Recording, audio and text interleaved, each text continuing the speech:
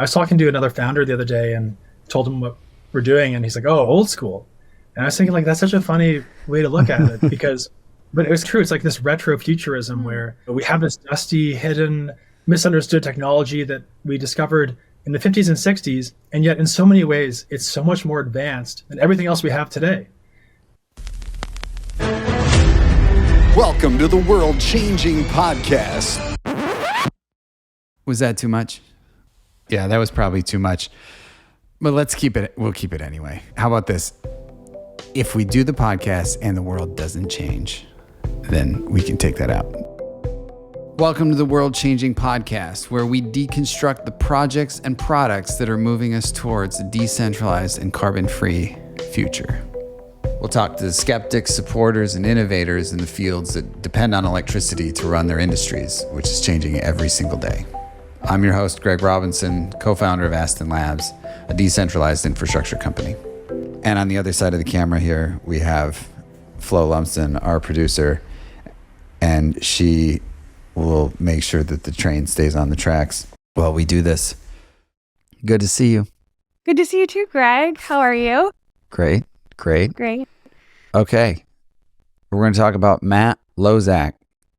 Yes, it was a really good conversation. Founder and CEO of Aalo Atomics, which it's so cool as somebody who majored in physics, although I didn't spend much time in nuclear physics, to see these nuclear companies coming back up. I think it captures the imagination of anyone who's studied that at the particle level.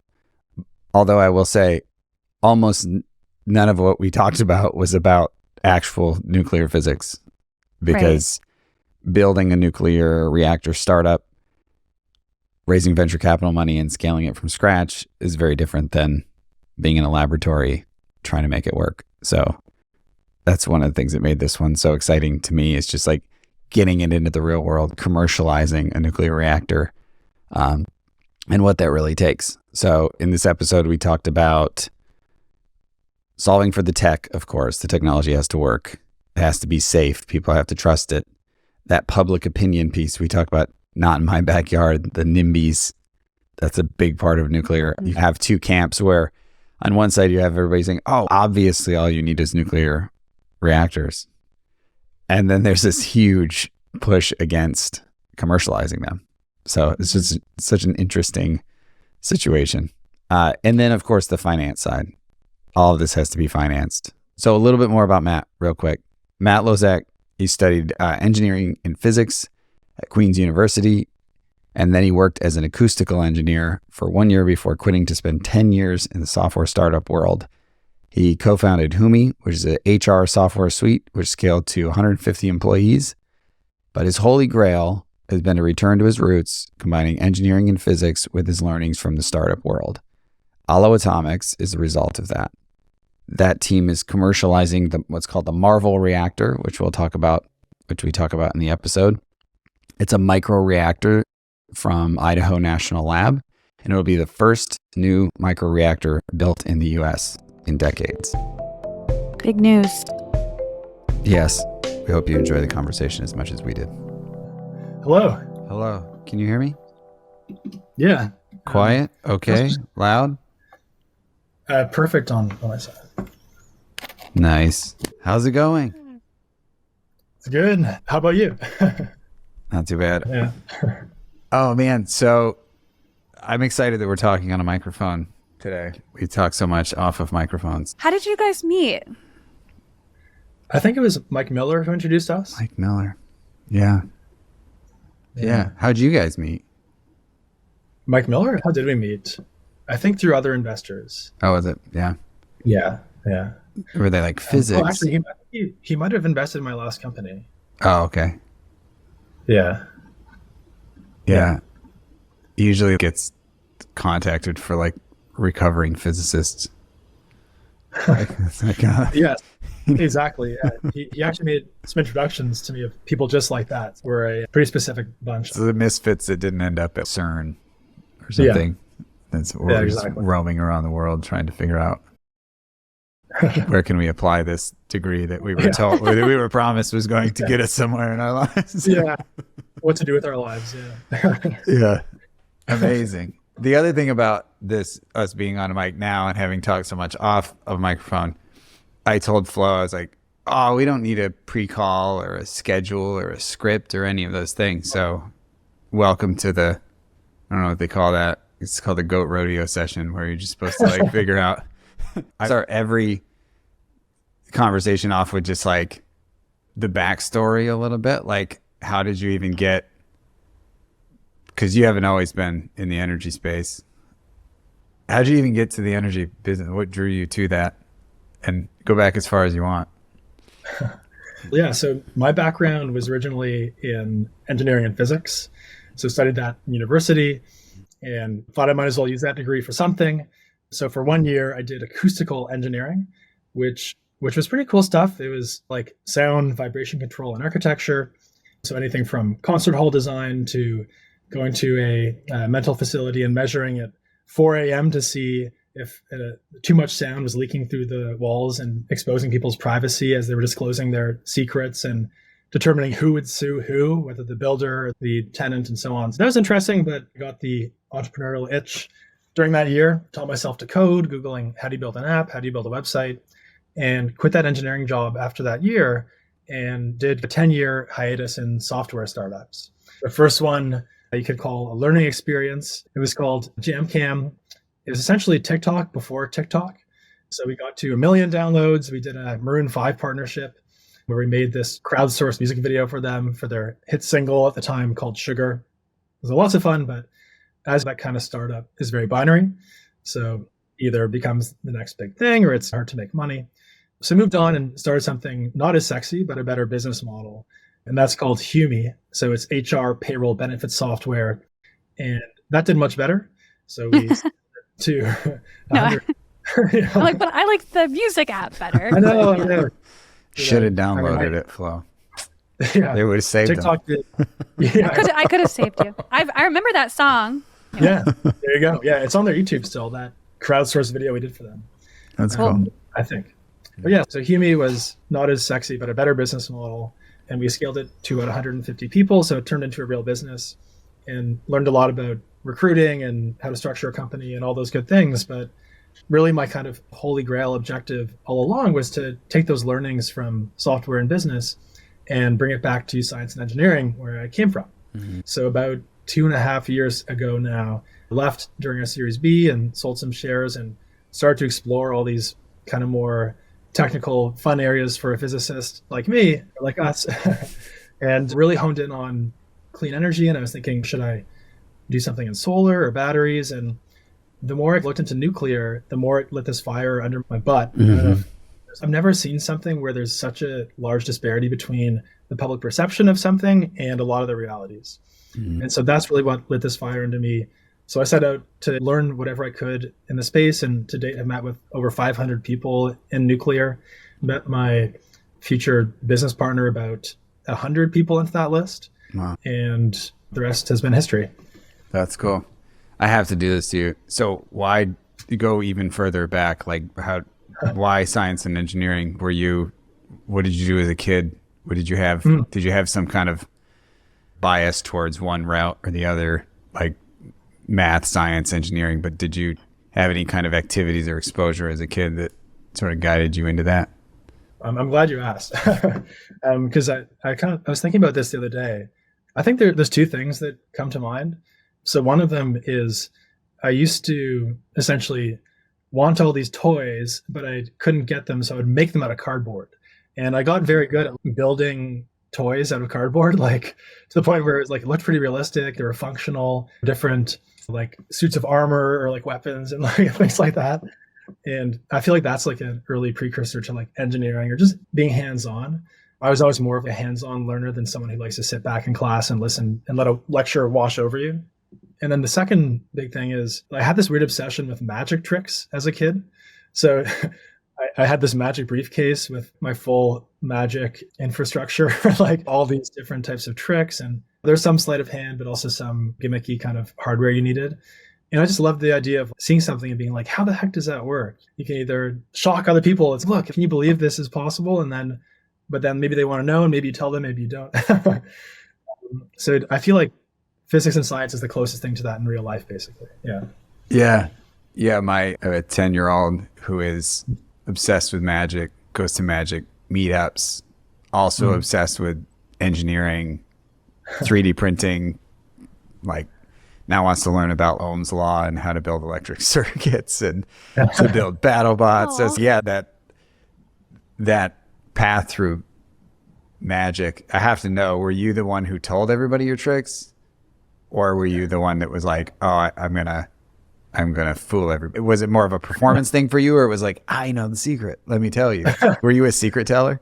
And maybe I should already know that because you're not a magician today, and like magicians don't tell their secrets. So maybe you were a secret teller. And yeah, exactly. I was your career.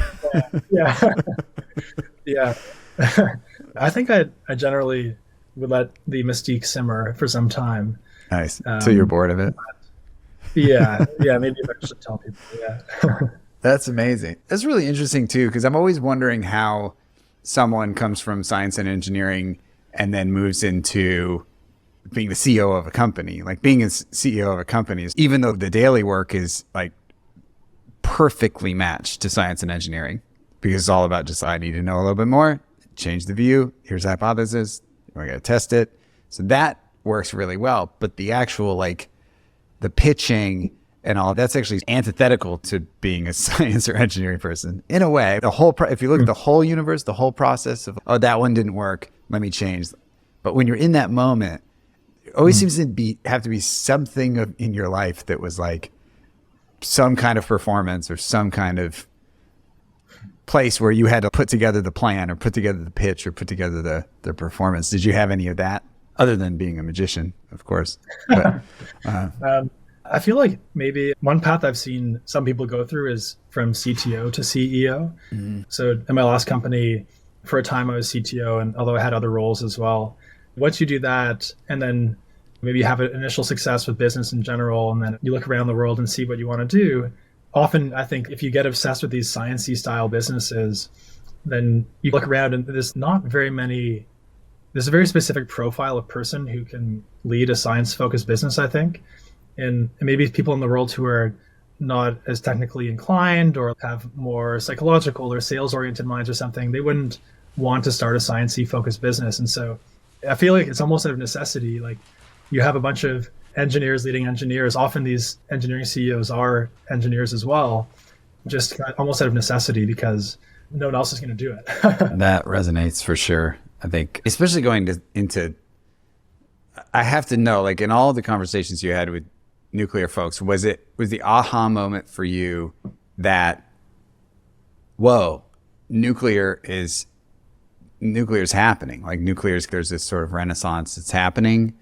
And if so, if you did see that moment, did you already know that going into your research, or at what point of the 500 people were you like, oh, there's actually a real way to build a commercial business out of this? Because I think that's often, if you hear people saying nuclear is one of those things we've been talking about for decades, there's no commercial. I actually had someone, I have to throw this out at you. I know you won't be offended, but I heard somebody at COP actually call small modular nuclear vaporware. And I heard it again. So I want to just hear it generally, take us down that path of, you're going along as 500 people. Were you like, wow, this actually could become a commercial company in a reasonable time frame? And then like, how do you answer those questions, or how do you respond to those people saying, oh, this doesn't exist, so it can't exist? Which I already know where that one's going, but start with the first one. Yeah. So I started that exploration in 2021, and this might be surprising, but even 2 years ago, the public psyche was very different. So it's amazing how fast this renaissance has been coming up. And we had 2011 Fukushima, which set a chill on the industry for 5 or 6 years. And then there was the kind of rumblings of a pro-nuclear movement that began around maybe 2015, 2016, and it's been picking up steam. But when I was starting it, it still felt pretty risky. I mean, obviously it still is, but it was even more so because I think it was going against the narrative that all we need is solar and batteries. Why bother with nuclear? There's still a ton of misconception, and all that is still there, but the difference now is that there's a nugget of thought leaders or kind of people on, for example, Twitter, which I think, or X, formerly known as Twitter. Yeah, with kind of this, there's a lot of kind of thought leadership that happens there. And there's now a nugget of VCs and technologists and people who think about these things who, at this point, that opinion seems like something that's a known truth, but I don't think that was the case even 2 years ago. So I think that's changing. But at the same time, if you go talk to a random person on the street, the situation is identical, which is they're either indifferent or maybe a little bit afraid of it. So there's still a huge amount of work to be done. So I think when you talk to someone and they say it's vaporware, they're technically right. No company has been approved to build anything except Kairos actually just got a good approval to build their test reactor. And Marvel got their approval to build their test reactor a few months ago. And that's Marvel, the latter is the one that we're basing our technology on. So it's very rapidly emerging from the vapor and the fog, and the physical stuff is about to show up. Yeah.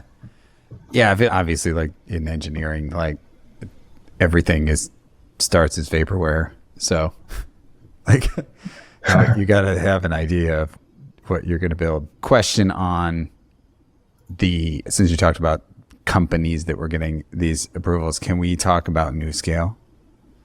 Do you know anything about them? Yes, a little bit. Yeah. So that was one of the things that I was reading about a bit. I don't know that much about it, so I'm not going to sit here and explain what's going on there, but they're now, I would say, so I got into solar like 2010.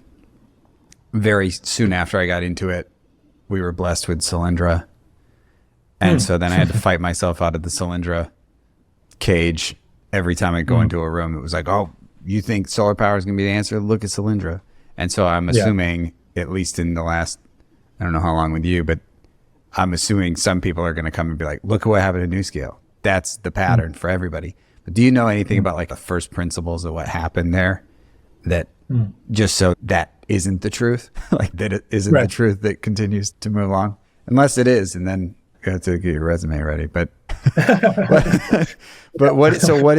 about NewScale, what do you think was their mistake, fatal flaw? What's some kind of first principle that you could say that might be an isolated incident or not? Yes, I think it was relatively specific to the project.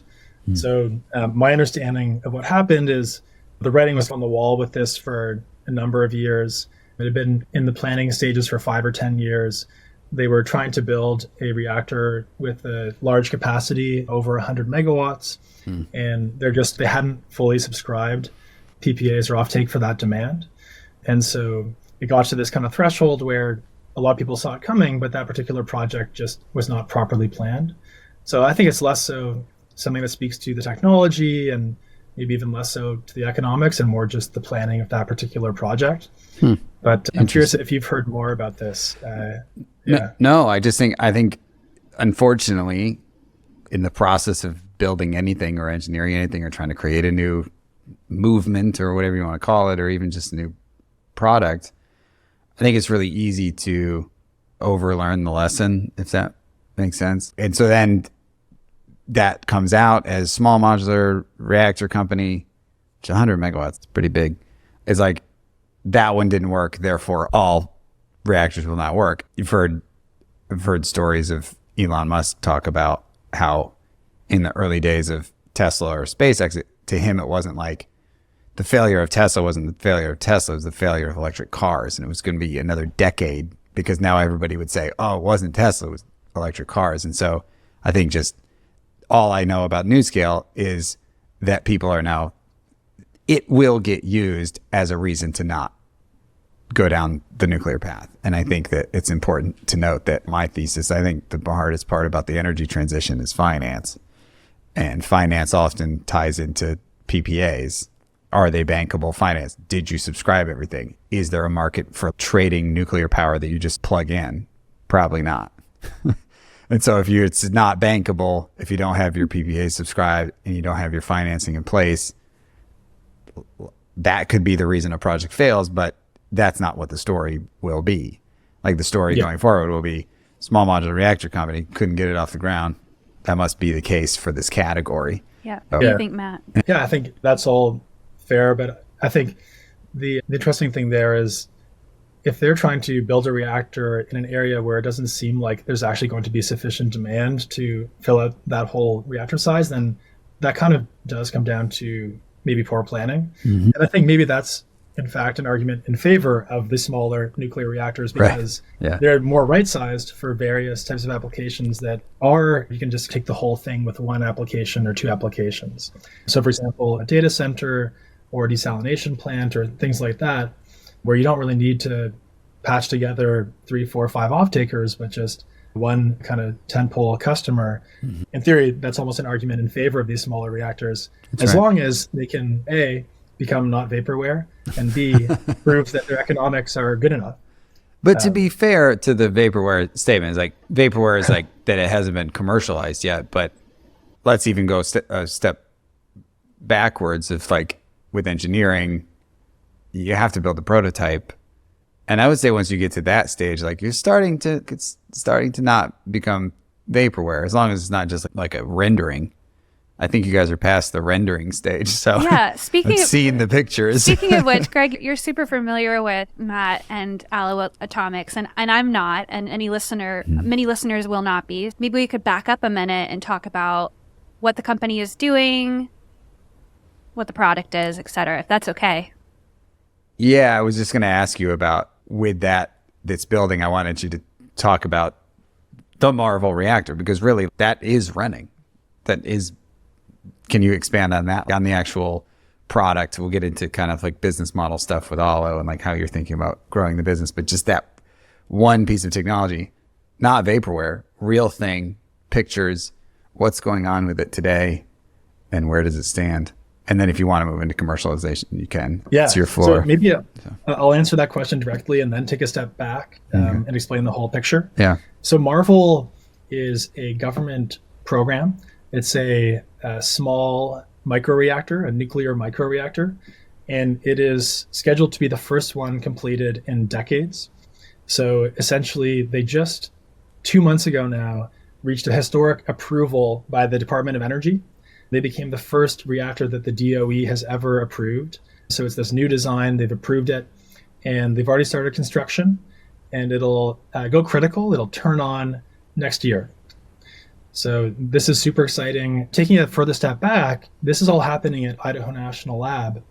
And INL is essentially the nuclear womb, so to speak. You know, in the 50s and 60s, there were roughly 52 reactors, kind of test reactors that were built at Idaho National Lab.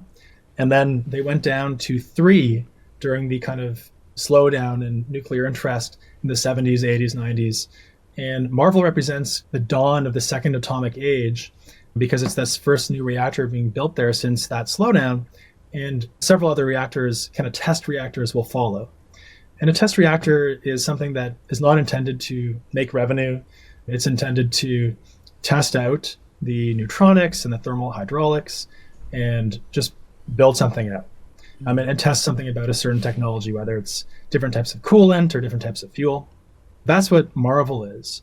Should I go on to talk about the company, or do you guys want to dive deeper on Marvel? Yeah, I probably will come back to that, but just keep going. So that technology gets built.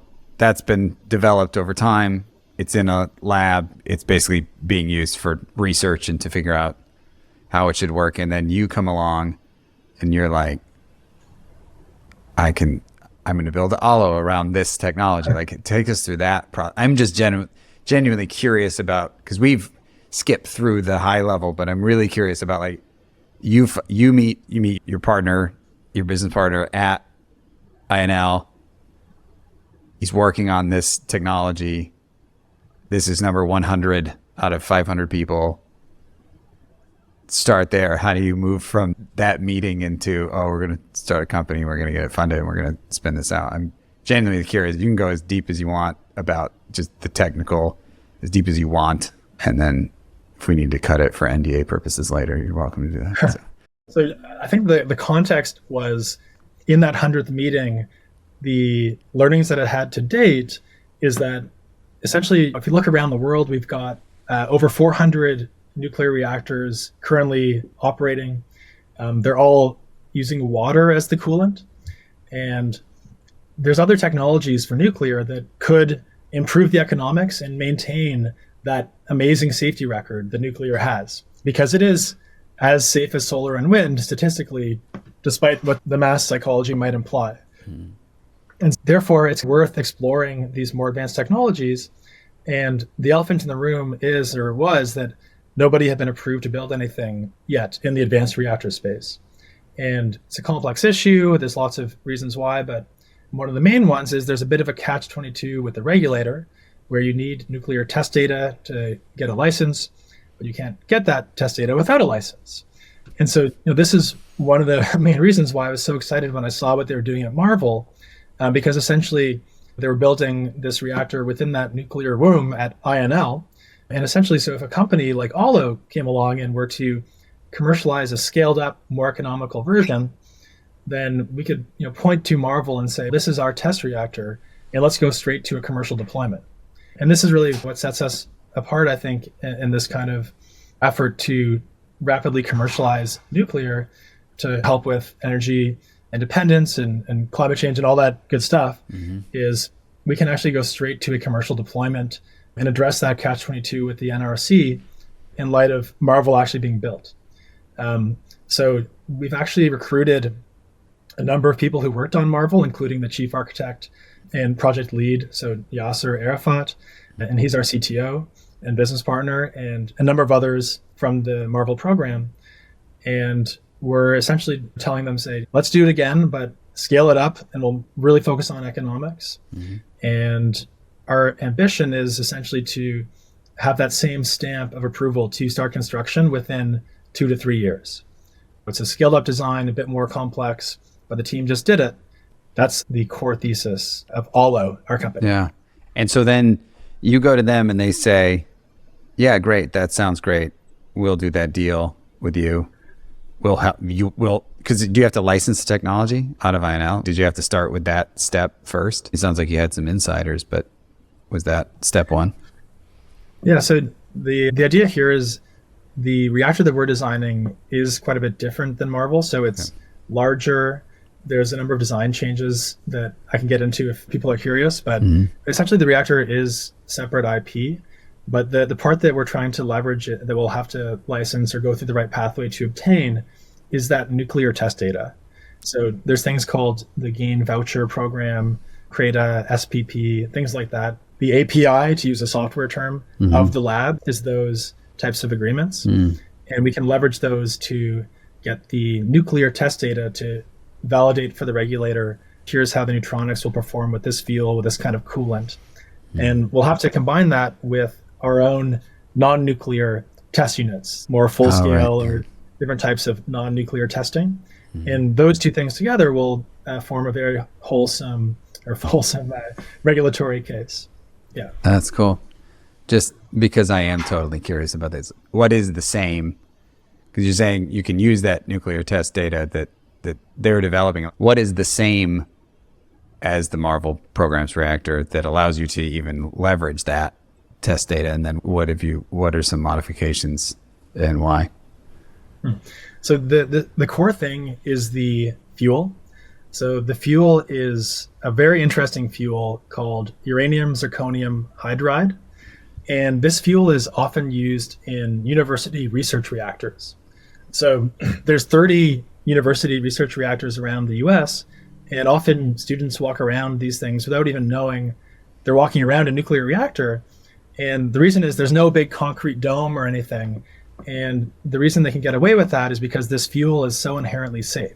The hotter the fuel gets, the less reactive it gets. Practically what that means is you can try to make it melt down and it won't. The physics of the fuel prevents it. Whereas elsewhere in nuclear, a big concrete dome saying, hey, if it melts down, at least we'll capture it. But this is saying it can't with the fuel. And so the data that we'll get will be, how does that fuel pair with a different coolant, with liquid metal? Because the reason you might ask yourself, hey, Matt, like this fuel sounds amazing. Why hasn't it been used in other power generating reactors around the world? And that harkens back to what I said earlier, where all those reactors are water-based, and having water pairing with this fuel is a little bit finicky because the water can't take the heat away fast enough and the fuel shuts itself off too quickly. So with liquid metal, when you touch a metal object, it feels cold because it's taking heat from your hand away quickly. But it's actually the same temperature as the rest of the room. It's not actually cold, but it feels cold because it's such a good conductor of heat. When you use liquid metal, which sounds pretty cool, it sounds like Terminator or like something or something, as the coolant, then it pairs beautifully. And in fact, it's way more power dense, which means you can have a very small compact reactor producing a lot of power, which should tell you the economics are good. And then this beautiful inherent safety characteristic, which tells you, hey, it's super inherently safe. So yeah. Cool. Can I ask a clarifying question? So Please. we've got the fuel source, which is the same as the Marvel generator. And then you have the coolant, which is a metal coolant and a metal-like coolant instead of water. Is that also the same as the Marvel reactor, or is that unique to Aalo? So yeah, both Marvel and Aalo, we are both liquid metals. Okay. Marvel uses sodium potassium, a eutectic mixture, which happens to be liquid at room temperature. It's a metal that's liquid at room temperature. And this is good for test reactors because they turn on and off all the time. So you don't want to have to worry about the metal freezing, thawing, etc. But then this pure sodium is what we use. It's a metal as well, but it solidifies at a higher temperature. So just certain reasons we decided to just go with pure sodium. But it's from a neutronics perspective, it behaves in the same way. That's cool. And so mainly when you're going through the test data, you're really looking at the fuel source. Like, how is the fuel source behaving? That's the primary thing that says, hey, look, we use this fuel in a reaction, and you use the word going critical. Basically, like, that's really what they're testing. Like when the NRC or like any kind of approval agency is looking at a nuclear application, they're just looking at what happens to this fuel when it gets really hot. Can it become unstable? Is that what they're looking at? So when you need to get that data, you need to say, like, how does this behave in a reactor? And then after that, it sounds like you have some variables that you can play with. Are there any others that you can't play with? Like any other variables in the design? No, I'd say you're spot on. If you have a lab, you can test willy-nilly a lot of things. In fact, you could build a reactor prototype, and instead of using nuclear fuel, you can just resistively heat the core like a toaster and test everything else. You test all the other fluids, the turbine, the steam. You can do that tomorrow if you had the time and the money. But the nuclear fuel part, the NRC would say, not so fast. And when you were saying the non-nuclear testing, that's what you were talking about. Is Yes. you're going to basically feed it some heat and try to simulate. Yeah, you're just going to isolate that. Sounds like a pretty gnarly variable, the nuclear fuel. I mean, although safe, the perception is not of the rest of the reactor. It's just like, man, I heard just so many things at COP that I'm not going to sit here and talk about. We'll have to just catch up about those. But just like claims that people made that was like all these sort of what if statements about like what would happen if I did this with the fuel. It's like, but don't do that. Please don't do that with the fuel. We did have a very respectable thought leader on the show recently. Yes. And he did mention concerns around proliferation, nuclear proliferation, and in certain countries, nuclear power being a scapegoat for other sort of efforts. So I'd love to hear what types of fuel are useful for that versus not, and how yours compares, etc. Yeah, I think the general principle there is you want to make it such that if you were a terrorist, there would be many other easier ways to do harm than this way. The cat is out of the bag with regards to nuclear weapons. On the one hand, it takes an entire country's government effort to make a nuclear bomb or something. You couldn't just be a random small group and make a nuclear weapon. That's pretty much impossible. But maybe there's other ways where maybe you try to steal some radioactive material and slip it in someone's pocket or something. And like there were Russian spies who were apparently would do that. There's the idea of a dirty bomb where maybe you try to blow the reactor up. But I think in general, with our design and a lot of others, it's just so much harder to do anything with it. And if you did do something with it, it would be so much less destructive or less harmful to people than other things you could do, that it just doesn't make sense. So we can get into details, but I think that's the high level way to look at it. Yeah.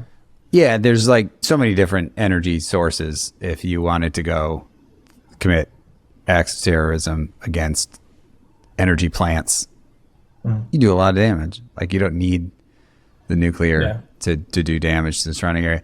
But just out of curiosity, given that uranium, like the uranium and zirconium hydride, as it's heating, it sounds like it's becoming more stable because of the physics of, am I saying that right? That it's less reactive? Okay, yeah. I guess in emotions, those are synonyms, but in, Yeah. but in nuclear, maybe not. And so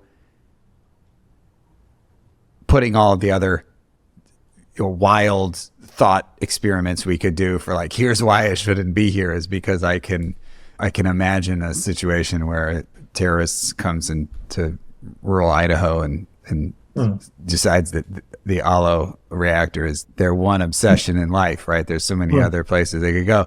But putting all of that, let's put all of that aside.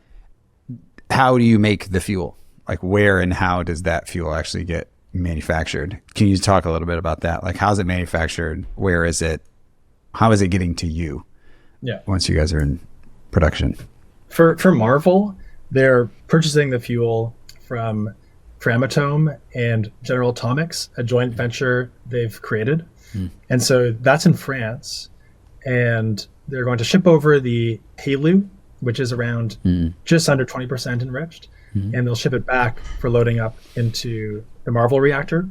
For Aalo, we've decided to go for something that's more commercially readily available. So you could today, for example, purchase from Urenco 10 or just under 10% enriched fuel. And that's what we intend to use for the Aalo reactor. So it's better economics, more readily available. And in the long run, we want to have our own fuel fab facility because in theory, you could improve the economics of this fuel by 10 or 100x.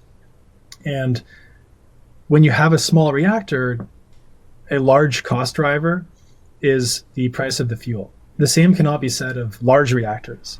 If you look at the pie chart of cost of a large reactor, one of the biggest slices of pie is the financing side, to your point earlier, the interest and so on, because you have to spend so much capex over so many years and that compounds. But with these small reactors, you can install them much more quickly, make them in a factory, and the fuel is larger because the neutronic efficiency is lower. So when you have a small core, you get a lot more neutrons leaking out, and that directly means you need to load fuel more often, and fuel becomes a bigger part of that pie chart.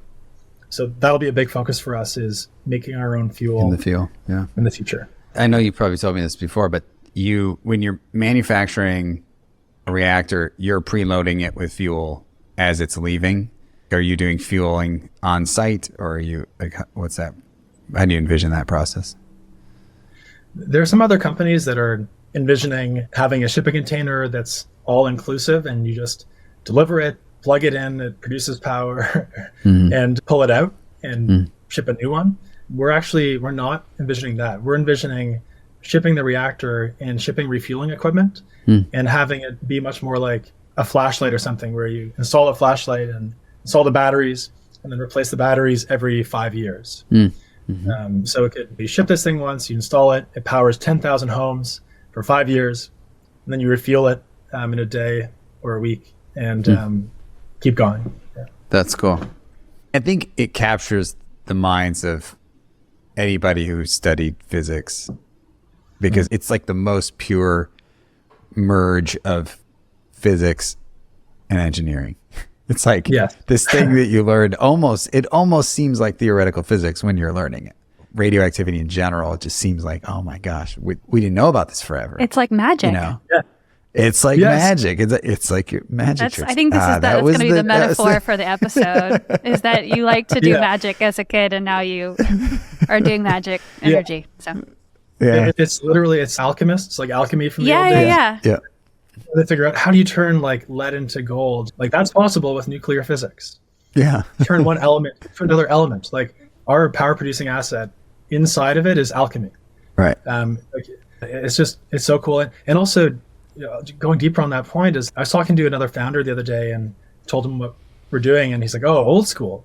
And I was thinking, like, that's such a funny way to look at it but it was true. It's like this retro futurism where we have this dusty, hidden, misunderstood technology that we discovered in the 50s and 60s, and yet in so many ways it's so much more advanced than everything else we have today.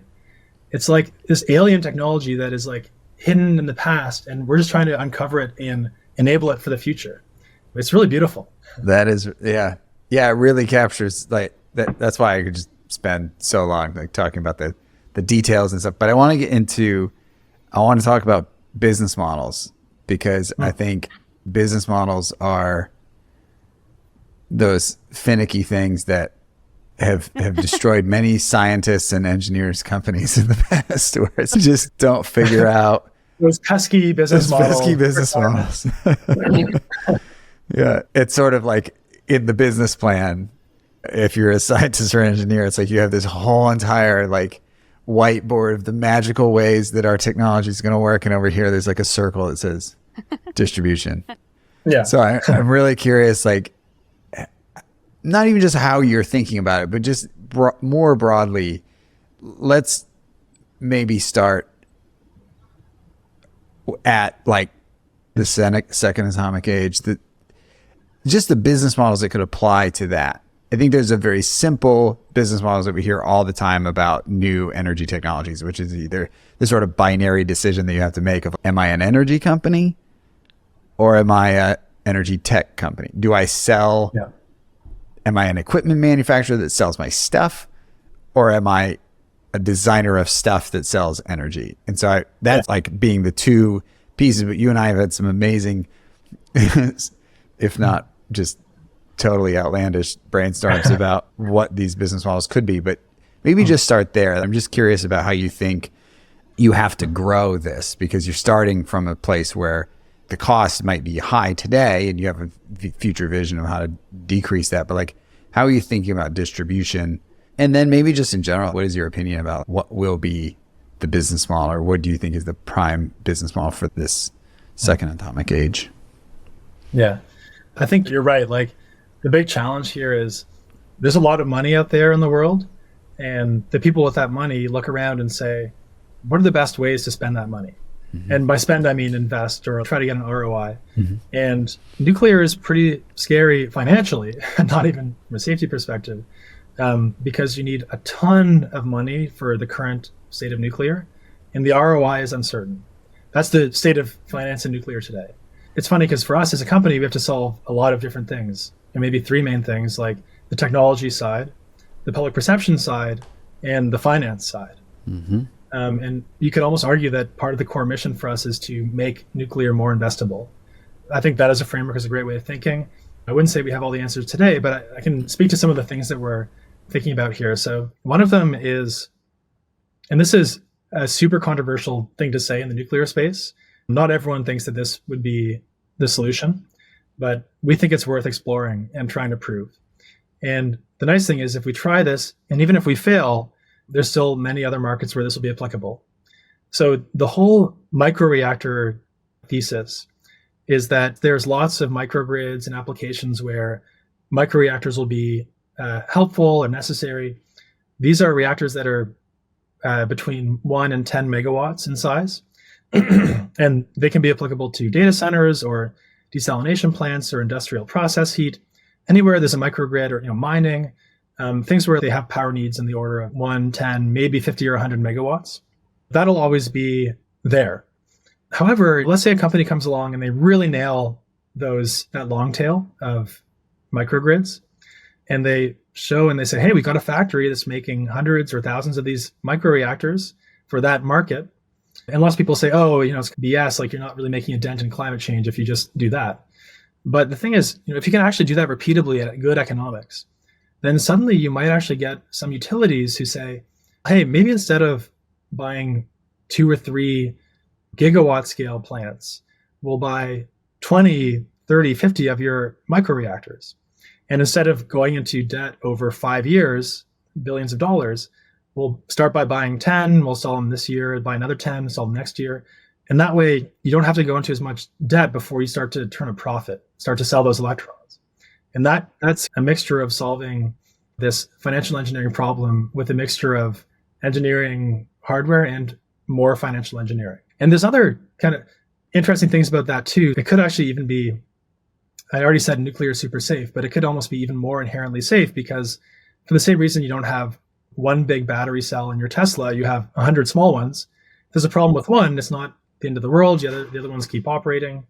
But the main kind of doubt here is, if you imagine having 10 or 20 small reactors instead of 2 or 3 large ones, that could in theory blow up your operational expenses. So I've spoken to utility execs who say they're concerned about that. So you'd have to make sure that you can have all these different small reactors sharing one large turbine, sharing refueling infrastructure, finding a way to make sure that you don't totally solve the CapEx problem and then cause a massive OpEx problem. So that's like a big, I think, interesting angle that we often look for an analogy to SpaceX, where it's like the big obvious way to improve costs by 10 or 100x there is just don't throw out the rocket. Keep using the rocket. Yeah. And nuclear, it seems less obvious that there's one big simple trick. It's almost more like 1,000 small things. Yeah. Anyway, that's one thing we're thinking about. Yeah. Yeah, and all the just maintenance, like the intelligence that you can build around the reactor to make sure that you're really maintaining these in the most efficient way. It just seems like there's so many answers to those objections today. Like I have often found that in any conversations I have about nuclear, like the objections, as you said before, it's like people are over the nuclear objections. Like they've run that one down the path, and now we have all these other exceptions, but those are being solved in massively complicated arenas. SpaceX is a great example. That has a complexity that also captures the imagination like anybody.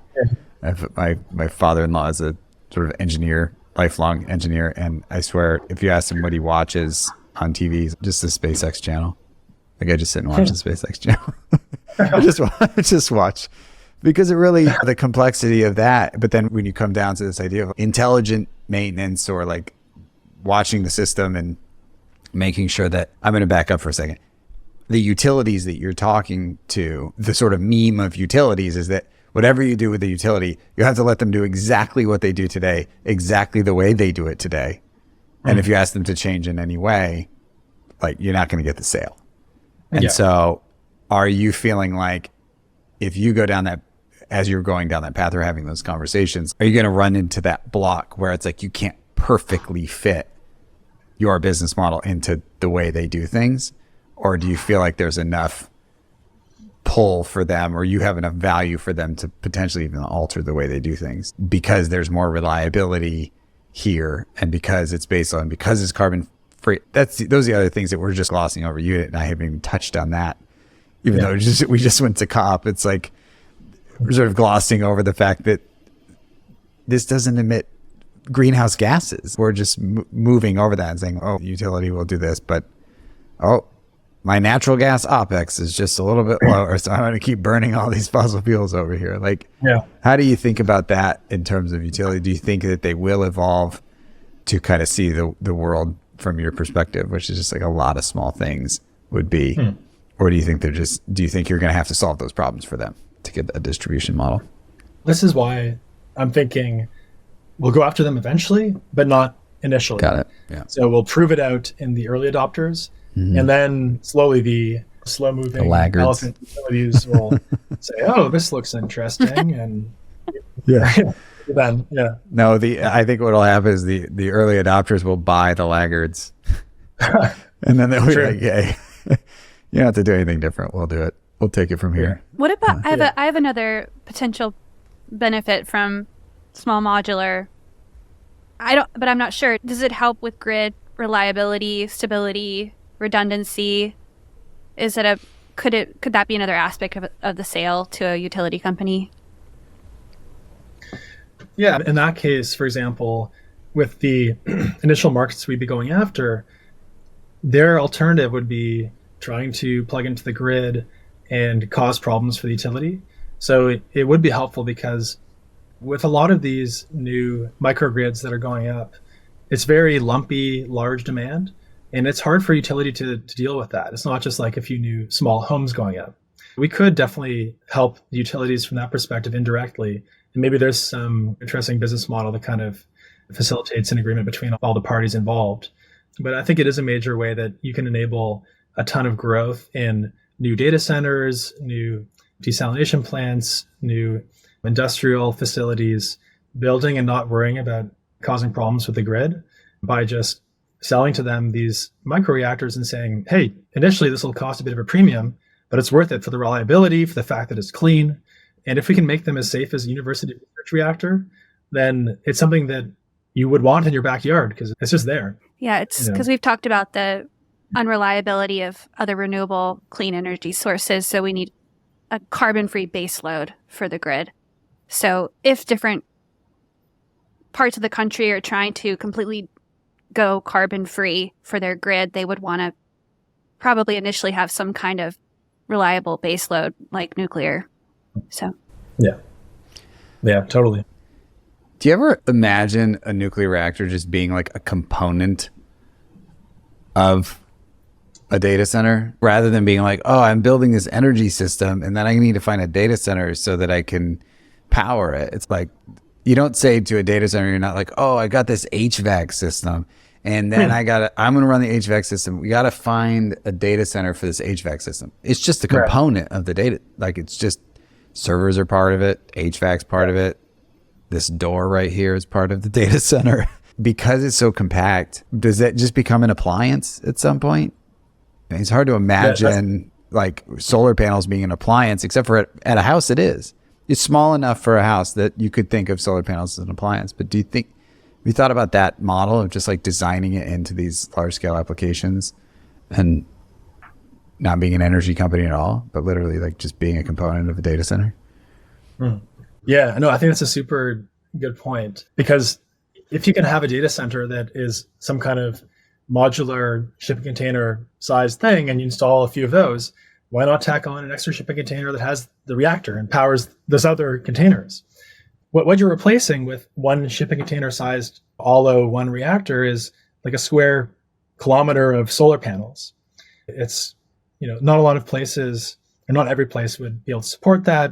And then also you'd have to have the batteries and all. It's just the alternatives are these messier solutions. So I think it makes a lot of sense. Yeah. No one really ever wants to talk about the biodiversity impact of a solar field. What you have to do to the thousands of acres of land.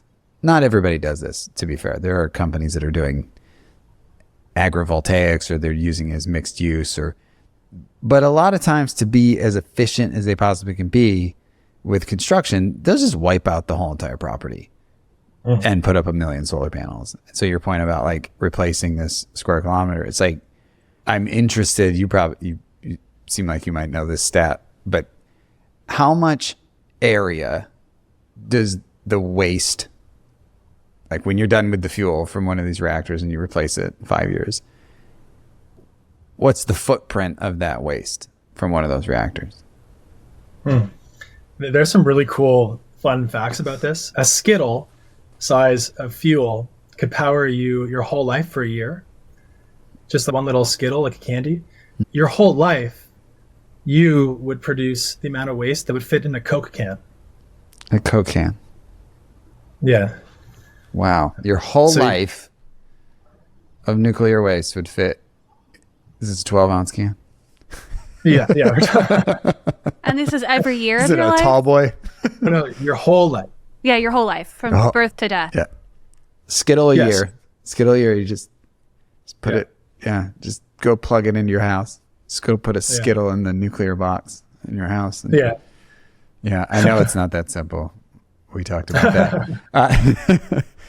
I dream of it being that simple. Okay. So one Coke can for the waste, and that's one individual person. What about like, scale that up for me a little bit. So let's say we're running the entire reactor. How many homes just for a visual, like how many homes worth of power does one Aalo reactor, would one Aalo reactor run? So yeah, a reactor would fit in a shipping container, and it would power 10,000 homes. 10,000 homes. Yeah. And in one shipping container.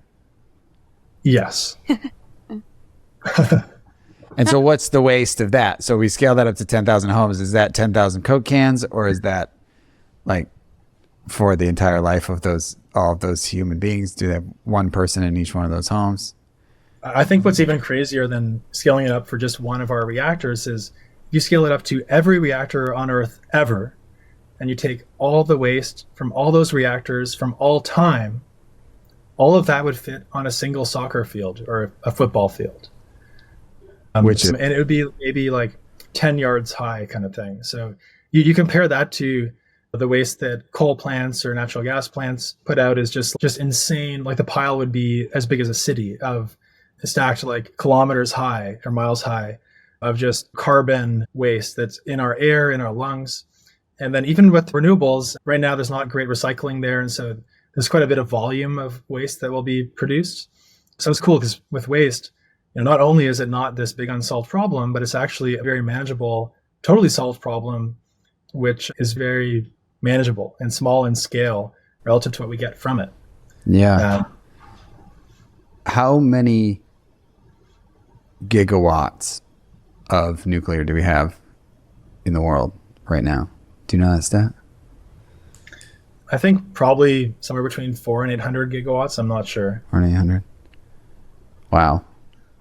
Yeah, because the DOE was, I think it was the DOE Loan Programs Office or something, was talking about, I saw a stat that was like we need 200 gigawatts more nuclear for the energy transition just in the US. And so you saying that for all time, it's like a soccer field. We're going to have to set aside, I don't know, I was going to say the end zone, but we're going to have to set aside an end zone on some high school football field to like deal with the waste for the next 50 years or something like that. So it's really not a massive footprint compared to a lot of these other technologies, like a lot of, and my point about solar installations is like, they're great. You could retire if you have long duration storage and you have solar, like you can, and a lot of land, and you're willing to wipe out all life forms within however much space you need, several thousand acres potentially. And again, I don't mean to diss it so bad, because there are people who are trying to like make them, to use them in different ways, but I don't think that's the industry standard. It's more of we're using this renewable so that we can get rid of fossil fuels, but in the meantime, we're solving this other problem, which is just massive tracts of land. That's really fascinating just to get that scale. Did you know that, Flo? Did you know that it was that small? Like the nuclear waste was that small? I don't think so. For all time? Yeah. I didn't think it was going to be a lot, because I know it's pretty efficient. So what about in terms of mining? Are we going to have to ramp a bunch of mining operations up in some hard to reach places of the world? A lot of the mining today happens in Canada, Saskatchewan, and Kazakhstan, and Australia. This is not investment advice, but I do think Cameco stock, for example, will do well in light of this kind of nuclear renaissance that we're seeing. What's the name of the stock again? Pamlico? Oh, Cameco. Cameco. I'm writing it down. Yeah. Cameco. Okay, cool. Just don't act. Oh, you're not an insider, are you? Are you an insider? No, they are a Canadian company, and they bought Westinghouse recently, which is pretty cool. But I think what's interesting about this is we were just a COP, and we were in these countries where so much of their economy is based on oil and gas, specifically their reserves and the oiling of the gas. Like all this value is in the fuel. And what's interesting is nuclear kind of flips that on its head, because a lot of the value in nuclear is not necessarily in the fuel, but it's in the technology. And that kind of makes it an interesting game, because on the one hand, some of these countries are diversifying and trying to build nuclear. So UAE is where COP was, and 25% of their grid is now nuclear as of the past 2 years. His Excellency Al Hamadi led that rollout and did an amazing job. This kind of reminds me of, for example, the finance world and Bitcoin or cryptocurrency in general. It kind of changes where the value accretes. With crypto, it's no longer the fat cats. And in the old finance system, the person who made the database that stores how much money you have, which could easily be changed by anyone, the person who made that database didn't really make much of the money or accrue the value. But that changes with crypto, where the people who were creating the ledgers did quite well. And I think what's interesting is in an energy transition, you're bound to see a shakeup on where the value accretes. And with nuclear, there's certainly still a lot of value in mining, but there might be even more value in a lot of the technology and deployment. Yeah. And the end use applications, fresh water or green chemical production or AI, some of those, like green chemical production, that's not going to scale with fossil fuels. AI, that's going to grow. Those data centers are going to get deployed. The internet is not shrinking. AI is not shrinking. We are going to build more. We're either going to build them without fossil fuels or we're going to build them with fossil fuels. But it's going to happen. I typically have one question. I already asked you that because I said to go back to your childhood, but I'm very curious about not just was there something in your childhood that led you to this, but was there anything that you were exposed to as a kid that uniquely prepared you for this moment today, what you're having to face today, like this public perception challenge? What's interesting is my parents are both in psychology and psychiatry, but my dad used to be a physicist. So I think that's a pretty unique combination. And I'd say the nuclear challenge is probably half technology and half public psychology. So I think for me, also growing up in Ontario, where it's almost a solved problem, it's mostly nuclear, it's one of the cleanest grids in the world, prepared me to say, okay, this is how it can be done. But from a skill set perspective and a personal perspective, I think it's a pretty unique challenge that deters away a lot of purely technical people because they want something that can be solved purely through technology. It doesn't require the messiness of human psychology and that sort of thing. I think that probably will help Aalo in the future, but we'll have to stay tuned to see how we do. Yeah, that's cool. Well, that's usually where I end. I mean, I'm sure we could go on for another like several hours. We can Joe Rogan another time. Yeah, thank you guys so much for giving me this platform. It's really helpful. Sure. Yeah. Is there anything else? I think I might already know this, but is there anything else that, like, if we were going to take this episode and point it at journalists or we were going to point it somewhere in the world, you're welcome to say who you want to point it at, but just what would you want them to hear from you? So right now we're really excited about talking to the Idaho National Lab about deploying our first reactor there. And very shortly thereafter, deploying a few commercial deployments, potentially in the Philippines and potentially in the UAE. And so we're talking to folks there who led their nuclear deployments and nuclear initiatives in the past. And so we're really pushing hard on that angle. But the main focus for the company is getting the DOE approval to construct our first reactor, which our objective is to then subsequently use that as our first commercial reactor. So it'll actually make revenue. And so those are the kind of current focuses for the company.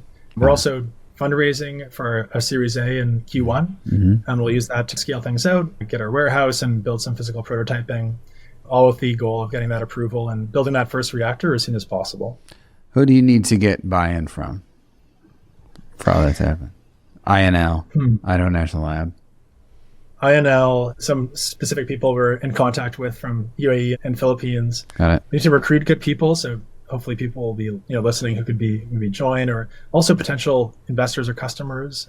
So are you expecting to, once you get those deployments in maybe the UAE or the Philippines, would that be like your case study to do the bigger commercial development, or would that all be happening simultaneously? Or the first deployment, I think we're aiming to start construction in 2 to 3 years, and that would be at Idaho National Lab. Okay.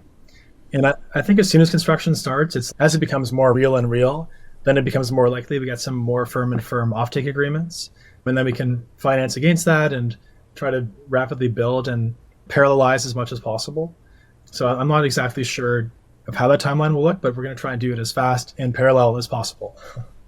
Nice. Cool, Matt. Thanks so much for having this conversation on a microphone. We'll have to do it again sometime. Yeah. You guys are awesome. Thanks, Matt. Talk soon. Good luck on your quest to make magic real. Yes. To dust off the inventions of the 60s that we would put away and modernize it. Yes. Yeah. Thank you so much. Love it. Thanks, Matt. Thank you. Bye. Hey, it's Flo. We would love to hear from you.